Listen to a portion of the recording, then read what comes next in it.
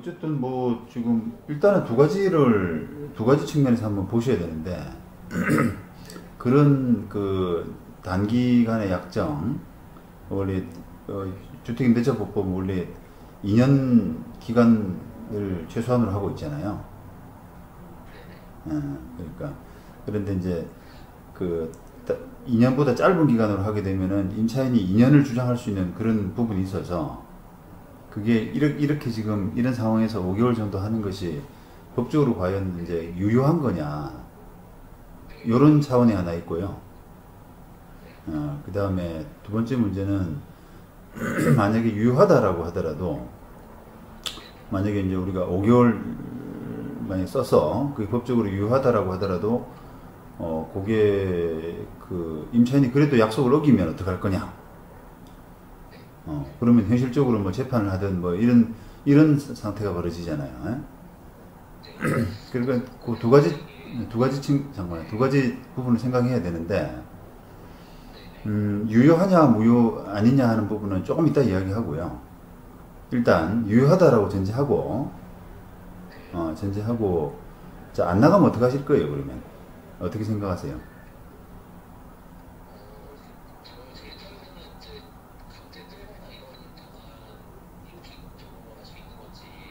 강제 퇴거란 게 무슨 어떤 걸 말씀하시는데?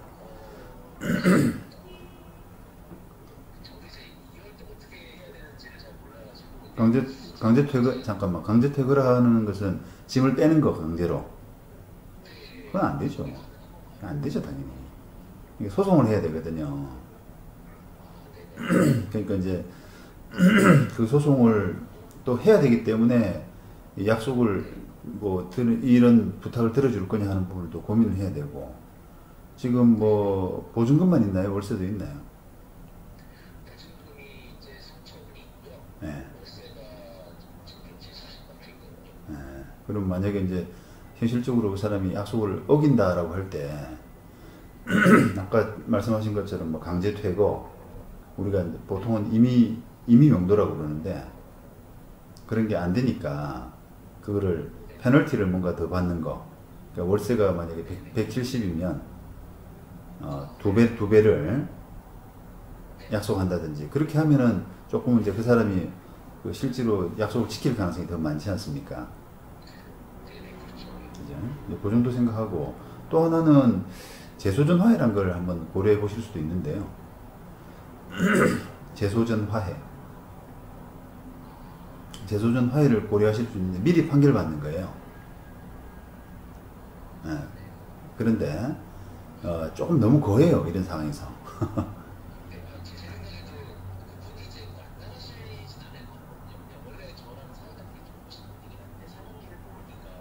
그러니까.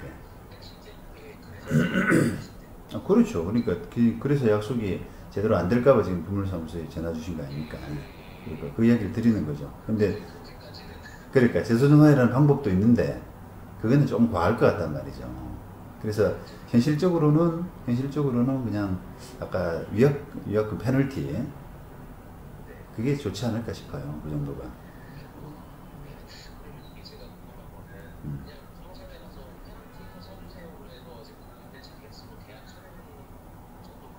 아니요. 그러니까 일단 제가 아니, 다 필요 없습니다. 두 가지 다가 안 맞고요. 일단은, 그, 뭔가 두 분이 합의하는 부분에, 페널티를 좀 넣어야겠다라고 하는 부분을 공감을 하시죠. 그죠? 예, 그래요. 그 다음에 중개업소에서 가면은 돈 달라 그래요.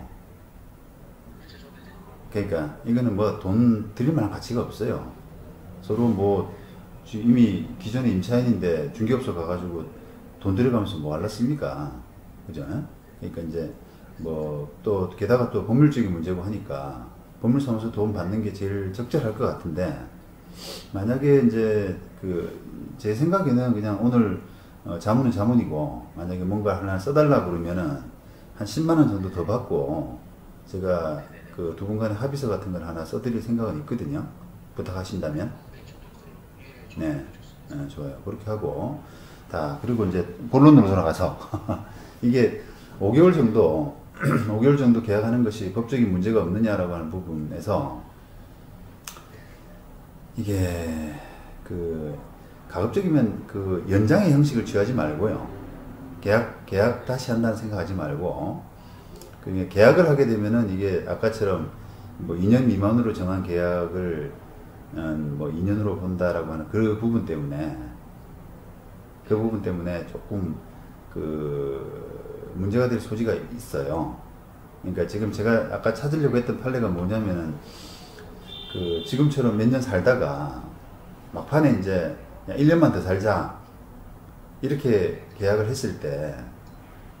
했는데 그 1년 지나고 나서 임대인이 나가라 그랬더니 임차인이 무슨 소리냐, 그 2년보다 짧은 기간으로 약속하면은 2년으로 해야 된다라고 하는 지금 4조거든요. 그게 임대차 보호법에 그 4조 부분이 있으니까 자기는 2년 주장할 수 있다.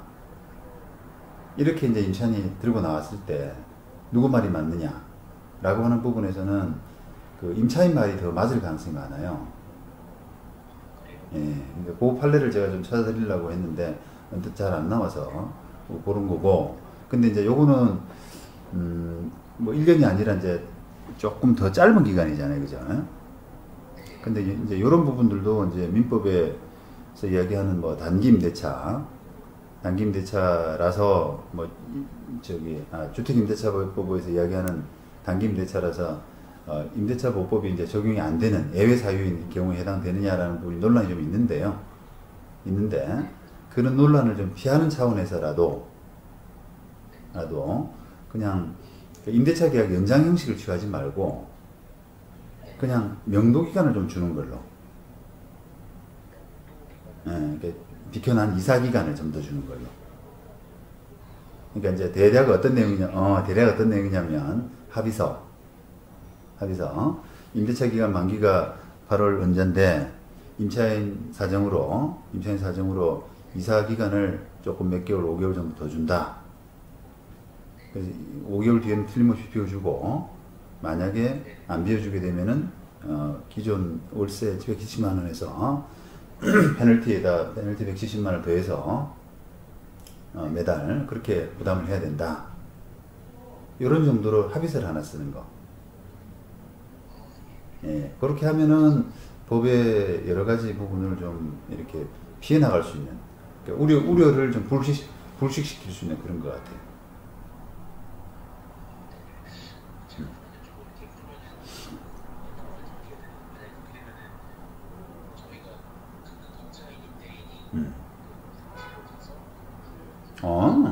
아니, 그건 아니고요. 그거는 그럴 필요 없고, 제가 이제 만약에 써서 부탁하시면은 써가지고 초안을 보내드리잖아요.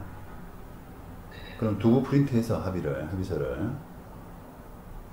두 분이 만나서 그냥 제일 좋은 거는 인감증명서 첨부하고 인감도장 찍으면 되는 거고요. 예, 그런데 이게 뭐 인감도장 찍기에도 조금 거하지 않은 거한 감이 있는 그런 거라 그냥 서로 사인하고 그냥 그 지장 정도 찍는 정도로 하면 충분하지 않을까 싶어요. 예. 그렇죠. 네. 음.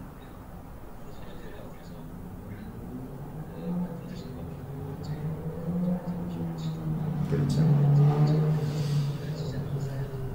그렇죠. 간단하죠. 네. 예, 그래요. 이게 뭐 중개업자한테서는 이런 아이디어가 안 나와요. 그 사람들은 그냥 계약서 쓰고 자기 수수료 받고 이런 거 기계적으로. 예. 그러니까. 예. 그래서 임차인한테 이야기할 때도요.